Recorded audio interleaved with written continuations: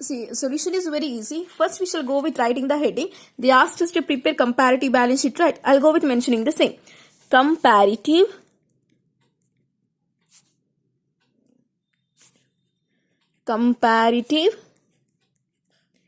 balance sheet. They asked us to prepare comparative balance sheet. Okay. So next, as you know, we will go with the two columns. One is for, actual ಆಗಿ balance ಶೀಟಿಗೆ ಎಷ್ಟು columns ಬೇಕು ಅಂತ ಕೂಡ ನಿಮಗೆ ಗೊತ್ತಿದೆ. So ಅದಕ್ಕೆ ಎಷ್ಟು columns ಬೇಕೋ ಅಷ್ಟು ಕಾಲಮ್ಸ್ ಹಾಕಿ next extra 2 columns you will prepare. It is because of the comparative. First column will be always as you know particulars. Next ಅವ್ರು ಕೊಟ್ಟಿರೋ 2 years ಯಾವುದು? ಒಂದು 2012. ಸೊ 2012 ಗೊಂದು and one more is of 2013. So for 2013 is one. And next, as you know, as per comparative balance sheet, you are supposed to prepare 2 columns. One is for amount of increase or decrease. You know, right? Amount of increase or decrease in which year? In 2013. ಇಲ್ಲಿ amount ಜಾಗದಲ್ಲಿ percentage ಹಾಕಿದ್ರೆ ಮುಗೀತು. Here you will write percentage of increase or decrease in 2013. Here particulars. ಓಕೆನಾ? So first ಫಾರ್ಮ್ಯಾಟ್ನ ready ಮಾಡ್ಕೊಂಬಿಡೋಣ. ಹೇಗೆ ಫಾರ್ಮ್ಯಾಟ್ನ ready ಮಾಡ್ಕೊಳ್ಳೋದು ನಮಗೆ ಗೊತ್ತಾಗಿದೆ, ಅಂದಾಜ್ ಮೇಲೆ ಗೊತ್ತಾಗಿದೆ ಅಲ್ಲ, ಶೇರ್ ಹೋಲ್ಡರ್ಸ್ ಫಂಡ್ ಅಲ್ಲಿ ಯಾವ್ಯಾವ ಅಂಡರ್ ಬರುತ್ತೆ ಅಂತ. We will go with preparing the same. Look here no. First I will write share holders fund. You know right, share holders fund ಅಂದ್ರೂ ಒಂದೇ, ಓನರ್ಸ್ ಫಂಡ್ ಅಂದ್ರೂ ಒಂದೇ. ಶೇರ್ ಹೋಲ್ಡರ್ಸ್ ಫಂಡ್ ಅಂತ ಬರ್ದಿದ್ದೀನಿ. ಸ್ವಲ್ಪ ಪ್ಲೇಸ್ ಬಿಡ್ತೀನಿ, ಅಂದಾಜ್ ಮೇಲೆ ಪ್ಲೇಸ್ ಬಿಡ್ತೀನಿ. ಶೇರ್ ಹೋಲ್ಡರ್ಸ್ ಫಂಡ್ ಅಲ್ಲಿ ಮ್ಯಾಕ್ಸಿಮಮ್ 4 to 5 ಐಟಮ್ಸ್ ಬರೀಬೋದಾ? ಸೊ ಇಲ್ಲಿ ಪ್ಲೇಸ್ ಬಿಡ್ತೀನಿ. Next I will go with long term liabilities. Next ಬರುತ್ತೆ long term liabilities, right? So I will write long term liabilities. ಒಂದು 2 ಲೈನ್ ಸ್ಪೇಸ್ ಬಿಟ್ಟಿದ್ದೀನಿ. Next ಲಾಸ್ಟಿಗೆ I will go with current liabilities. So current liabilities maximum ಒಂದೇ ಒಂದು item ಇದೆ. So just ಒಂದೆರಡು space ಬಿಟ್ಟಿದ್ದೀನಿ. Next it is all about the total ಮಾಡಬೇಕಲ್ವ ಲಾಸ್ಟಿಗೆ, ಅದರಿಂದ. ನೆಕ್ಸ್ಟ್ ಇಲ್ಲಿಗೆ ಬಂದರೆ ಫಸ್ಟ್ ಬರೋದು ಯಾವುದು? Fixed assets. ಫಿಕ್ಸೆಡ್ ಅಸೆಟ್ಸ್ ತಾನೇ ಬರೋದು. ಸೊ ನಾನು ಈ ಕ್ವೆಶ್ಚನ್ ನೋಡಿದಾಗ ನಮಗೆ ಗೊತ್ತಾಗಿರೋದೇನು, ಫಿಕ್ಸೆಡ್ ಅಸೆಟ್ಸ್ ಒಂದೇ ಇದೆ ಅಂತ. ಸಿ ನಾನು ಯಾಕೆ ಹೀಗೆ ಮಾಡಿಸ್ತಾ ಇದ್ದೀನಿ ಅಂದರೆ ನಿಮ್ಗೆ ಈಸಿ ಆಗುತ್ತೆ ಅನ್ನೋ ಒಂದೇ ಕಾರಣಕ್ಕೆ. You make sure first format ಬರ್ಕೋತೀರಾ, ಆಮೇಲೆ ಫಿಲ್ ಮಾಡ್ಕೊತ ಹೋಗ್ತೀರಾ. It will be very easy for you. ಜಾಸ್ತಿ ಪ್ಲೇಸ್ ಬಿಟ್ಟರೆ ಪರವಾಗಿಲ್ಲ, ಕಡಿಮೆ ಪ್ಲೇಸ್ ಮಾತ್ರ ಬಿಡಬೇಡಿ. ಪ್ಲೇಸ್ ಜಾಸ್ತಿ ಬಿಟ್ಟರೆ ಇಟ್ಸ್ ನಾಟ್ ಅ ಪ್ರಾಬ್ಲಮ್. ಓಕೆನಾ? ಸೊ ಫಿಕ್ಸೆಡ್ ಅಸೆಟ್ಸ್ ಆಯಿತು. Next I will go with investments.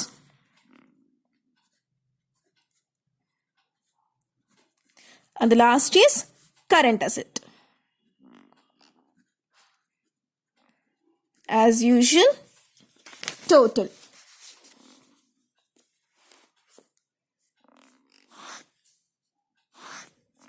Now we shall start now. This is the format I prepared. ಅಂದರೆ ಶೇರ್ ಹೋಲ್ಡರ್ಸ್ ಫಂಡ್ ಯಾವಾಗಲೂ ಸ್ವಲ್ಪ ಜಾಸ್ತಿ ಇರುತ್ತೆ, ಕರೆಂಟ್ ಲಯಬಿಲಿಟೀಸು ಜಾಸ್ತಿ ಇರುತ್ತೆ. ಬಟ್ ಈ ಪ್ರಾಬ್ಲಮ್ ಅಲ್ಲಿ ಕರೆಂಟ್ ಲಯಬಿಲಿಟೀಸ್ ಹಾರ್ಡ್ಲಿ 1-2 ಇದೆ. ಸೊ ಇದ್ರ ಬೇಸಿಸ್ ಮೇಲೆ ನಾನು ಮಾಡಿದ್ದೀನಿ. ನಾವು ವಿ ಶಲ್ ಸ್ಟಾರ್ಟ್. ಫಸ್ಟ್ ಏನಿದೆ? Equity share capital. Equity share capital ಯಾವ ಅಂಡರ್ ಬರುತ್ತೆ ಅಂತ ಓದಿದ್ವಿ? Share holders fund. So share holders fund under ಬಂದು I will write equity share capital. So equity share capital ಅಂತ ಬರ್ದಿದ್ದೀನಿ. ಈಕ್ವಿಟಿ ಶೇರ್ ಕ್ಯಾಪಿಟಲ್ 2012 ಅಲ್ಲಿ ಎಷ್ಟಿದೆ? 6 lakh. ನೆಕ್ಸ್ಟ್ 2013 ಅಲ್ಲಿ ಎಷ್ಟಿದೆ? 12 lakh. 12,00,000. ಮತ್ತೆ ನೆಕ್ಸ್ಟ್ ಏನಿರೋದು? 10% ಪ್ರಿಫರೆನ್ಸ್ ಶೇರ್ ಕ್ಯಾಪಿಟಲ್. ಸೊ ಇಲ್ಲೇ ಬರುತ್ತೆ, ಇಲ್ಲೇ ಬರಿತೀನಿ 10% preference share capital. 10% preference share capital. Preference share ಎಲ್ಲ ಕ್ಯಾಪಿಟಲ್ಸ್ ಎದ್ರಲ್ಲಿ ಬರುತ್ತೆ ಅಂದಿದ್ದೆ? Share holders fund. Share holders fund ಅಂತಾನು ಕರೀತಾರೆ, ಓನರ್ಸ್ ಫಂಡ್ ಅಂತಾನು ಕರೀತಾರೆ. ಎಷ್ಟಿದೆ 2012 ಅಲ್ಲಿ? 2012 ಅಲ್ಲಿ 5 lakh. 2013 ಅಲ್ಲಿ ಎಷ್ಟಿದೆ? 9 lakh. ಸೊ ನೆಕ್ಸ್ಟ್ ಏನಿದೆ? Reserve fund. ರಿಸರ್ವ್ ಫಂಡ್ ಎಲ್ಲಿ ಬರುತ್ತೆ ಅಂತ ಹೇಳಿದ್ದೆ? ಸೇಮ್ ಶೇರ್ ಹೋಲ್ಡರ್ಸ್ ಫಂಡ್ ಅಲ್ಲೇ. ಸೊ ಅದರಲ್ಲೇ ಮತ್ತೆ ಬರಿತೀನಿ reserve fund. So reserve fund ಎಷ್ಟಿದೆ? 4 lakh, 5 lakh. 4 lakh, 5 lakh. Next profit and loss account. Profit and loss account ಎದ್ರಲ್ಲಿ ಬರುತ್ತೆ? Share holders fund. So share holders ಫಂಡ್ಗೆ ಕೆಳಗಡೆಗೆ ಬಂದು ಪ್ರಾಫಿಟ್ ಆ್ಯಂಡ್ ಲಾಸ್ ಅಕೌಂಟ್. 2012 ಎಷ್ಟಿದೆ? 2012 2 lakh. 2013 3 lakh. ನೆಕ್ಸ್ಟ್ ಏನಿದೆ? Long term loans. Long term loans ಎದ್ರಲ್ಲಿ ಬರುತ್ತೆ? ಇಲ್ಲೇ ವರ್ಡ್ ಇದೆ ಲಾಂಗ್ ಟರ್ಮ್ ಲಯಬಿಲಿಟೀಸ್ ಅಂತ. ಸೊ ಇಲ್ಲಿ ಲಾಂಗ್ ಟರ್ಮ್ ಲಯಬಿಲಿಟೀಸ್ ಅಲ್ಲಿ ಬರುತ್ತೆ. ಸೊ ಲಾಂಗ್ ಟರ್ಮ್ ಲಯಬಿಲಿಟೀಸ್ ಕೆಳಗಡೆಗೆ ಬಂದು ಲಾಂಗ್ ಟರ್ಮ್ ಲೋನ್ಸ್ ಅಂತ ಬರ್ತೀನಿ. ಎಷ್ಟಿದೆ long term loans? 2 lakh, 5 lakh. 2 lakh in 2012, 5 lakh in 2013. ಓಕೆನಾ? ನೆಕ್ಸ್ಟ್ ಏನಿದೆ? ಕ್ರೆಡಿಟಾರ್ಸ್. ಕ್ರೆಡಿಟಾರ್ಸ್ ಎದ್ರಲ್ಲಿ ಬರುತ್ತೆ? Current liabilities. So current liabilities under ಬರ್ತೀನಿ. I will write creditors. Creditors ಎಷ್ಟಿದೆ? 1 lakh, 3 lakh. 1 lakh, 3 lakh. ಬರ್ಕೊಂತ ಹೋಗ್ತೀನಿ. ಹೆಡ್ಡಿಂಗ್ ಎಲ್ಲ ಹಾಕ್ಬಿಟ್ಟಿದ್ದೀನಿ ನಾನು. ಸೊ ಐಟಮ್ಸ್ ನೋಡ್ತೀನಿ, ಯಾವ್ಯಾವ ಅಂಡರ್ ಬರುತ್ತೆ ಆ ಅಂಡರ್ ಬರ್ಕೊಂತ ಹೋಗೋದು. ನೆಕ್ಸ್ಟ್ ಏನಿದೆ? Fixed assets. So fixed assets ಅಂತ ಇಲ್ಲೇ ಬರ್ತಿದ್ದೀನಿ. That's okay. ಇನ್ನೊಂದ್ಸಲ ಬರಿತೀನಿ, ನೋ ಪ್ರಾಬ್ಲಮ್. ಫಿಕ್ಸೆಡ್ ಅಸೆಟ್ಸ್ ಅಂತ ಬರಿತೀನಿ. ಸೊ ಈಗ ನೋಡಿ, ಫಿಕ್ಸೆಡ್ ಅಸೆಟ್ಸ್ ಡಿಪ್ರಿಸಿಯೇಷನ್ ಇದೆ. ಫಿಕ್ಸೆಡ್ ಅಸೆಟ್ಸ್ ಎಷ್ಟು ಬರಿಬಾರ್ದು? ಡಿಪ್ರಿಸಿಯೇಷನ್ ಬರಿಬಾರ್ದು. ಮೈನಸ್ ಆದ್ಮೇಲೆ ಬರುತ್ತಲ್ಲ ಅಮೌಂಟು. ಮೈನಸ್ ಆದ್ಮೇಲೆ 15 lakh ಮೈನಸ್ 5 lakh ಎಷ್ಟಾಗುತ್ತೆ? 10 lakh. ಸೊ ಮೈನಸ್ ಆದ್ಮೇಲೆ ಬಂದಿರೋ 10 lakh ಅಮೌಂಟ್ ತಗೋಬೇಕು. 10,00,000,000. Here we should write net value. Net value ಅಂದರೆ ಗ್ರಾಸ್ ವ್ಯಾಲ್ಯೂ, ಅಂದರೆ ಡಿಪ್ರಿಸಿಯೇಷನ್ ಆದಮೇಲೆ ಬಂದಿರೋದನ್ನ ಕನ್ಸಿಡರ್ ಮಾಡಿದ್ದೀವಿ ಅಂತ. ಓಕೆನಾ? ನೆಕ್ಸ್ಟ್ 2013 ಎಷ್ಟಿದೆ? 20 lakh. I will consider the same. 20,00,000,000. 20 lakh. ಓಕೆನಾ? ನೆಕ್ಸ್ಟ್ ಏನಿದೆ? ನೆಕ್ಸ್ಟ್ ಇರೋದು ಯಾವುದು? Investment. We shall C how much is investment. ಓಕೆನಾ? ಸೊ ಇನ್ವೆಸ್ಟ್ಮೆಂಟ್ ಎಷ್ಟಿದೆ? 4 lakh, 5 lakh. ಸೊ ಇನ್ವೆಸ್ಟ್ಮೆಂಟ್ ಅಂತ ಬರ್ದಿದ್ದೀನಿ, ಮತ್ತೆ ಬರುತ್ತೆ, no problem. Left to you. ಓಕೆನಾ? 4 lakh, 4,00,000,000, 5 lakh, 5,00,000,000. ಇಲ್ಲಿ ನೆಟ್ ವ್ಯಾಲ್ಯೂ ಇರೋ ಕಾರಣ 10 lakh, 20 lakh. ನೆಕ್ಸ್ಟ್ ಏನಿದೆ? ಇನ್ವೆಂಟರೀಸ್. ಇನ್ವೆಂಟರೀಸ್ ಎಲ್ಲಿ ಬರುತ್ತೆ? ಕರೆಂಟ್ ಅಸೆಟ್ಸ್ ಅಂತ ಬರುತ್ತೆ. ಸೊ ಕರೆಂಟ್ ಅಸೆಟ್ಸ್ ಅಂತ ಬಂದು I will right inventories. So inventories ಎಷ್ಟಿದೆ? Inventories R 4,50,000. ನೆಕ್ಸ್ಟ್ 6,50,000 2013 ಅಲ್ವಾ? ನೆಕ್ಸ್ಟ್ ಅಕೌಂಟ್ಸ್ ರಿಸೀವಬಲ್ ಅಂದ್ರೂ ಒಂದೇ, ಬಿಲ್ಸ್ ರಿಸೀವಬಲ್ ಅಂದ್ರೂ ಒಂದೇ. ತಲೆಗೆ ನೀಟಾಗಿ ಹೋಗಬೇಕು. Accounts receivable and bills receivable are one and the same. So accounts receivable ಎಷ್ಟಿದೆ? Accounts receivable in 2012 is 1 lakh and in 2013 is 4 lakh. Last is cash. So cash ಎಷ್ಟಿದೆ? 2012 50,000, 2013 1,50,000. So here maximum ಎಲ್ಲ entry ಆಗಿದೆ. So ಅದಕ್ಕೆ ಹೇಳಿದ್ದು first heading ಬರ್ಕೊಂಬಿಡಿ, ಆಮೇಲೆ ಯಾವ್ಯಾವ under ಅಂತ ಬರ್ಕೊಂಡ್ಬಿಟ್ರೆ ನಿಮಗೆ ಈಸಿ ಆಗುತ್ತೆ ಅಂತ. So the most important thing in this is all about the next amount of increase or decrease ಮಾಡ್ತೀರಾ, percentage of increase or decrease ಮಾಡ್ತೀರಾ, there it completes. The thing is ಯಾವಾಗಲೂ ಅಷ್ಟೇ ಇದಿಷ್ಟು ಟೋಟಲ್ ಮಾಡ್ತೀರಾ, ಆದರೆ ಇಲ್ಲಿ ಎಕ್ಸ್ಟ್ರಾ ಇದರ ಟೋಟಲ್ ಜೊತೆಗೆ ಶೇರ್ ಹೋಲ್ಡರ್ಸ್ ಫಂಡ್ ಟೋಟಲ್ ಕೂಡ ಮಾಡಬೇಕು. I will show how. ನಾವು make the total. 2012 6 lakh plus 5 lakh plus 4 lakh plus 2 lakh plus 20 lakh right, plus 2 lakh plus 2 lakh plus 1 lakh ಎಷ್ಟಾಗುತ್ತೆ total? Total will be 20 lakh. ಇದಿಷ್ಟು total ಎಷ್ಟು ಬಂದು ಗೊತ್ತಾ ನನಗೀಗ? 20 lakh ಬಂತು. ಹಂಗೆ ಬರಿತೀನಿ, 20,00,000,000. ಓಕೆನಾ? Next here 12 lakh, 9 lakh, 5 lakh, 3 lakh, 5 lakh, 3 lakh ಇಷ್ಟು ಟೋಟಲ್ ಮಾಡಿದಾಗ ಎಷ್ಟು ಬರುತ್ತೆ? 37 lakh, 37,00,000,000. ಮತ್ತೆ ಇದನ್ನ ಮಾಡ್ತೀನಿ, 10 lakh, 4 lakh, 4,50,000, 1 lakh, 5 lakh ಎಷ್ಟು ಬರುತ್ತೆ? Exactly 20 lakh. ಯಾಕಂದ್ರೆ ಬ್ಯಾಲೆನ್ಸ್ ಶೀಟ್ ಆಗಿರೋ ಕಾರಣ ಬ್ಯಾಲೆನ್ಸ್ ಶೀಟ್ ಯಾವಾಗಲೂ ಟ್ಯಾಲಿ ಆಗುತ್ತೆ. ಸೊ 20,00,000,000 ಇದ್ರಲ್ಲಿ ಗೊತ್ತಾಗುತ್ತೆ ನಿಮಗೆ ಕರೆಕ್ಟ್ ಹೆಡ್ ಅಂಡರ್ ಎಲ್ಲ ಐಟಮ್ಸ್ ಹಾಕಿದ್ದೀರಾ ಅಂತಾನೆ ಗೊತ್ತಾಗುತ್ತೆ. ಸೊ ಇಲ್ಲೂ 20 lakh, ಇಲ್ಲೂ 20 lakh. ಇದನ್ನು ಟೋಟಲ್ ಮಾಡಿ ಬೇಕಾದ್ರೆ ಯು ವಿಲ್ ಗೆಟ್ 37 lakh. ಹಂಗೆ ಬಂದ್ರೆ ಮಾತ್ರ ನೀವು ಕರೆಕ್ಟ್ ಮಾಡಿದ್ದೀರಾ ಅಂತ ಅರ್ಥ. ಓಕೆನಾ? ಸೊ ಇದು ನಾರ್ಮಲ್ ಟೋಟಲ್. ಮೇಕ್ ಶೋರ್ ಇನ್ನು ಒಂದೇ ಒಂದು ಎಕ್ಸ್ಟ್ರಾ ಟೋಟಲ್ ಮಾಡ್ಬೇಕು ನೀವು. ಯಾವುದು ಅಂದ್ರೆ ಇದನ್ನ. ಓಕೆನಾ? ಸೊ ಇನ್ನೊಂದ್ಸಲ ಹೇಳ್ತೀನಿ, ಇದಿಷ್ಟು ಟೋಟಲ್ ಮಾಡ್ತೀರಾ, ಇಲ್ಲಿ ಬರೀತೀರಾ. 2013 ಟೋಟಲ್ ಮಾಡ್ತೀರಾ, ಇಲ್ಲಿ ಬರೀತೀರಾ. ಮತ್ತೆ ಇಲ್ಲಿ 2012 ಟೋಟಲ್ ಇಲ್ಲಿ, 2013 ಟೋಟಲ್ ಇಲ್ಲಿ. ಇನ್ನೊಂದು ಎಕ್ಸ್ಟ್ರಾ ಟೋಟಲ್ ಮಾಡಬೇಕು. ಯಾವುದು? ಶೇರ್ ಹೋಲ್ಡರ್ಸ್ ಫಂಡ್ ಕೆಳಗಡೆಗೆ 2 ಲೈನ್ಸ್ ಅಲ್ಲ, ಒಂದೇ ಒಂದು ಲೈನ್ ಹಾಕ್ಬಿಟ್ಟು ಶೇರ್ ಹೋಲ್ಡರ್ಸ್ ಫಂಡ್ ಟೋಟಲ್ ಮಾಡಬೇಕು. ಯಾಕೆ ಅಂದ್ರೆ ಮುಂದೆ ನಿಮಗೆ ಗೊತ್ತಾಗುತ್ತೆ. ನೆಕ್ಸ್ಟ್ ರೇಷಿಯೋಸ್ ಪ್ರಾಬ್ಲಮ್ ಮಾಡಬೇಕಾ, it is very useful to make the total of like this share holders fund. Okay, so share holders fund total ಮಾಡ್ತೀರಾ. 6 lakh plus 5 lakh plus 4 lakh plus 2 lakh ಎಷ್ಟಾಗುತ್ತೆ? 17 lakh. Okay, next 12 lakh plus 9 lakh plus 5 lakh plus 3 lakh ಎಷ್ಟಾಗುತ್ತೆ? 29 lakh. ಇಷ್ಟು ಮಾಡಿದೆ, ಮುಗೀತು. ಇನ್ನೂ ಒಂದ್ಸಲ ಹೇಳ್ತೀನಿ, ಕರೆಕ್ಟಾಗಿ ಕೇಳಿಸ್ಕೊಳ್ಳಿ. This is all about the comparative balance sheet. So I'll preparing comparative balance sheet, make sure headings ಬರ್ಕೋತೀರಾ. First share holders fund, long term liabilities, current liabilities, fixed assets, investment, current assets. Next ಏನ್ ಮಾಡ್ತೀರಾ? ಯಾವ್ಯಾವ items ನೋಡ್ಕೊಂತ ಹೋಗ್ತೀರಾ. Question ಅಲ್ಲಿ ಒಂದೊಂದೇ item ತಗೊಂಡು ಯಾವ್ಯಾವ ಹೆಡ್ ಅಂಡರ್ ಬರುತ್ತೆ ಆ ಹೆಡ್ ಅಂಡರ್ ಬರ್ಕೊಂತ ಹೋಗ್ತೀರಾ. ನೆಕ್ಸ್ಟ್ ಎಲ್ಲ ಟೋಟಲ್ ಮಾಡ್ತೀರಾ. ಇಲ್ಲಿ ಇದಿಷ್ಟು total liabilities full total, assets full total. So total ಮಾಡಿದ್ಮೇಲೆ ಇನ್ನು ಒಂದೇ ಒಂದು ಎಕ್ಸ್ಟ್ರಾ ಟೋಟಲ್ ಮಾಡ್ತೀರಾ, that is share holders fund. ಹೇಗೆ ಟೋಟಲ್ ಮಾಡ್ತೀರಾ?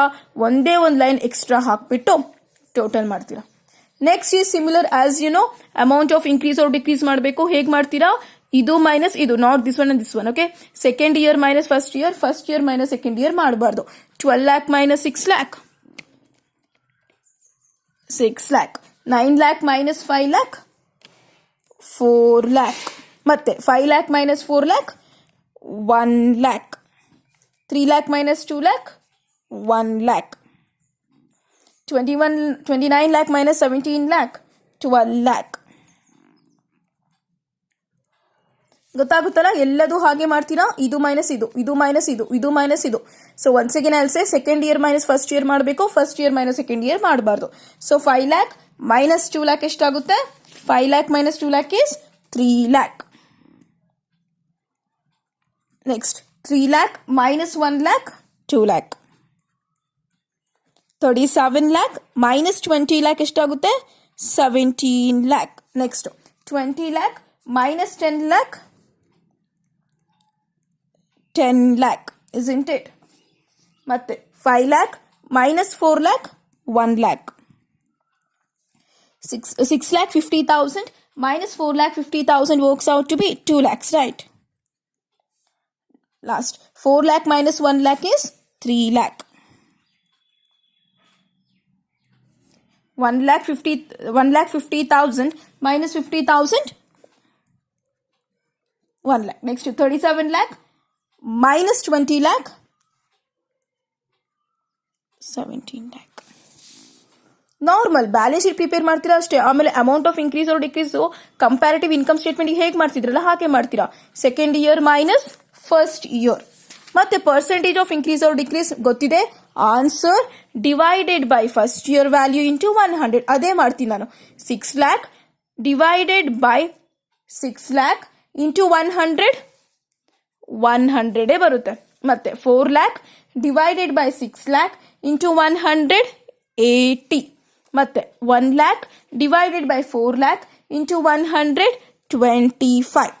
1 lakh divided by 2 lakh into 100, 50. 12 lakh divided by 17 lakh into 100, 150. ಗೊತ್ತಾಗ್ತಿದೆಲ್ಲ? ಕನ್ಫ್ಯೂಷನ್ ಆಗ್ತಿಲ್ಲಲ್ಲ? ಅಮೌಂಟ್ ಆಫ್ ಇನ್ಕ್ರೀಸ್ ಆರ್ ಡಿಕ್ರೀಸ್ಗೆ this year minus this year, percentage of increase or ಡಿಕ್ರೀಸ್ಗೆ answer divided by first year value into 100. So next ನೀವೇ ಮಾಡ್ತಿರಲ್ಲ, ಇದೆಲ್ಲದಕ್ಕೂ simple. Answer divided by first year value into 100. ಮತ್ತೆ again answer divided by first year value into 100. ನೀಟಾಗಿ ನೆನ್ಪಿಟ್ಕೋಬೇಕು. First liabilities ಎಲ್ಲ total, assets ಎಲ್ಲ total, ಆಮೇಲೆ ಒಂದೇ ಒಂದು ಎಕ್ಸ್ಟ್ರಾ ಮಾಡ್ತೀರಾ. ಹೀಗೆ ಶೇರ್ ಹೋಲ್ಡರ್ಸ್ ಫಂಡ್ ಎಲ್ಲ ಬರ್ದ್ಮೇಲೆ ಒಂದು ಲೈನ್ ಹಾಕಿ ಶೇರ್ ಹೋಲ್ಡರ್ಸ್ ಫಂಡ್ ಟೋಟಲ್ ಒಂದ್ಸಲ ಲಾಸ್ಟಿಗೆ ಒಂದ್ಸಲ ಬರೆದು ತೋರಿಸ್ತೀರಾ. Why? Because it is important ಅಂತ. ಓಕೆನಾ.